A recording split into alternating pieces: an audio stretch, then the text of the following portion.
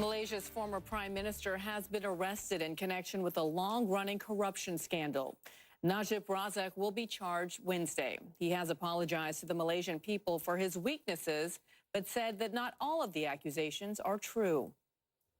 Investigators in at least 6 countries are still trying to figure out what happened to billions of dollars that went missing from Malaysia's sovereign wealth fund, known as 1MDB. The U.S. Department of Justice alleges hundreds of millions in cash ended up in the bank account of a powerful politician named only as Malaysia Office Official 1.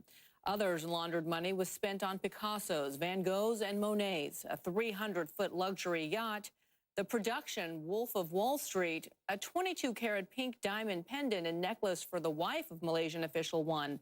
And it's been widely reported that Najib Razak is that official.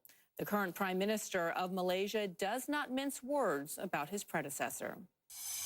He was totally responsible for 1MDB. Nothing can be done without his signature, and we have his signature on all the deals entered into 1MDB. Therefore, he is responsible.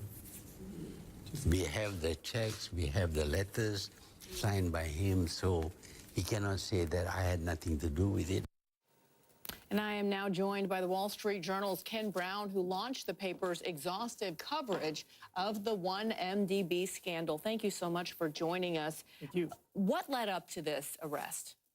Well, so the big thing was the election, right? So Najib lost to Mahathir in May, and Najib had been able to stop all the investigations for 3 years now. And once he lost office, he couldn't stop him anymore. And talk about the brazenness of it. I mean, we went through some of the allegations, the millions of dollars that went missing and diverted. But it really took U.S. investigators getting involved as well, because U.S. banks were involved in the laundering, at least from charges. Right. So the U.S. government went after some of the assets that were stolen because they were laundered through U.S. banks because they were in dollars. And so that's what led to these asset seizures that happened last summer. The boat and diamonds and the film studio that made Wolf of Wall Street. That studio was run by the stepson of Najib. And Najib comes from a family that's very well known politically in Malaysia. His father was a prime minister. I believe his uncle was as well. Talk about the significance this is for the family and its legacy in the country. Yeah, the legacy is really tarnished. Even his brother has criticized him. I mean, Malaysia has always been sort of a low-level corruption country, bribes and things like that. But the brazenness, as you said, just got so huge that the establishment politicians actually went after Najib for this. When we wrote our first story, which was 3 years ago today, ironically, that $681 million ended up in Najib's personal bank account, that just shocked the whole country. So would this be considered the trial of the century in Malaysia if this goes to trial? Oh, yeah. I mean, you know, to bring down a sitting prime minister or a former prime minister of that family and that legacy, this party that he controlled had governed the country continuously since independence. So you can't understate how huge a deal it is. But the brazenness, the amount of money they stole, I mean, it's $4.5 billion. Mind-boggling. And you look at from the artwork to the jewelry for his wife, and now he and his wife are not allowed to leave the country. What does this mean for the current prime minister, his successor, who, as we just heard from now, did not mince words in talking about these accusations? Mahathir never minces words, right? He's a tough guy.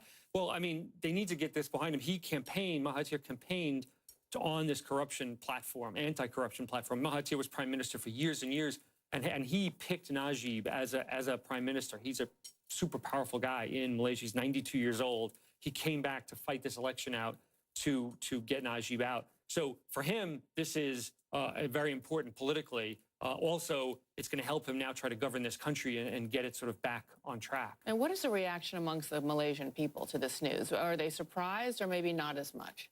Well, so the press had been really suppressed in Malaysia for years. And so we knew because people were reading our stories on Facebook in particular. And so as we were exposing it, we were getting a lot of reaction. You know, Malaysia is a really interesting, well-educated, rising country, very young population. And so they were frustrated because this old-style corrupt government was really embarrassing to them. So people are very happy that this has happened. Najib has some supporters, but really I think the country, it's a sense of relief. You think Najib goes to jail? I think so. Yeah. They Wow. say they have the evidence. Fascinating story, fascinating reporting on your end as well. Thank you you. so much for sharing with us and coming in.